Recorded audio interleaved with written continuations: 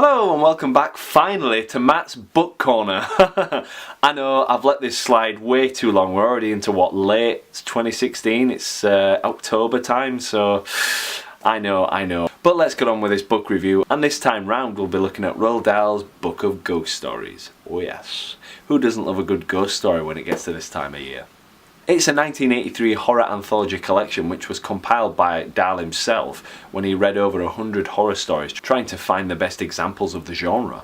Now firstly I want to point out that Dahl himself didn't write anything in this book besides the introduction, unfortunately.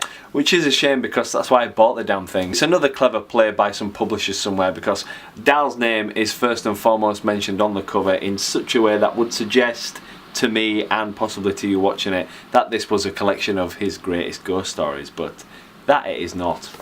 Now the book itself comprises 14 spooky tales, all by different authors, which means that all the stories have got a different tone, and I must admit it's one of the most unusual collections I've ever seen or read.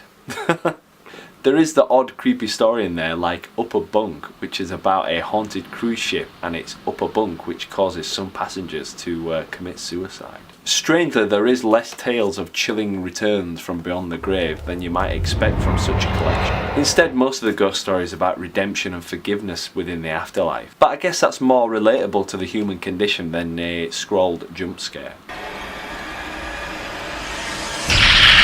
It's this quality Dahl has chosen over the simple hack and slash stories which are no doubt frittered about. Although I do think it'd be nice to have a better mixture of light and dark stories. Prolific author E.F. Benson's The Tunnel is most notable not really for being a traditional ghost story, it's more of a time slip than anything else. Although it still offers a chilling encounter at any rate. The story is about a man who sees a phantom on a train line that's reenacting the same sequence of his death, ahead of the actual death itself. The story itself been ripped off or copied knowingly or unknowingly over the years. I've seen it most notoriously on Reddit and YouTube, making the storyline more than cliche, but this is an original source and it's pretty decent. But the standalone tale for me has got to be The Sweeper by A.M. Barrage, I think that's how you pronounce it, which chronicles a lady in the last few years of her life who's deadly afraid of the sound of sweeping because it will bring her selfish demise. This had all the calling cards of a really good ghost story and it deserves a little bit of recognition.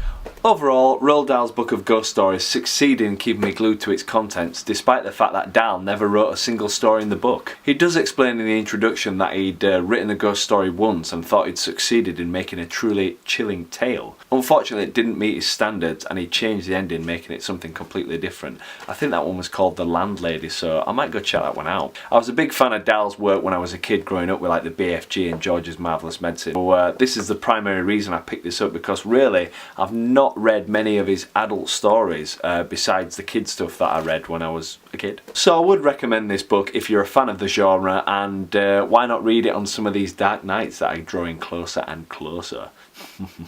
Then again, it might be safer to read in the daytime. So that's about it. I hope you enjoyed my short review of this book. I'll have to get my act together and do more of these because I never stop reading books. I'm always reading a novel somewhere along the lines. So anyways, thanks for watching and I hope to see you next time.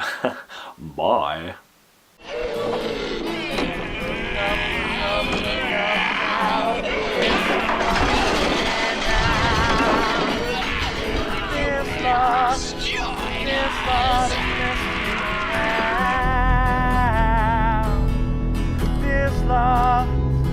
Hello and welcome to Matt's B-Movie Reviews, a show that looks at cult films that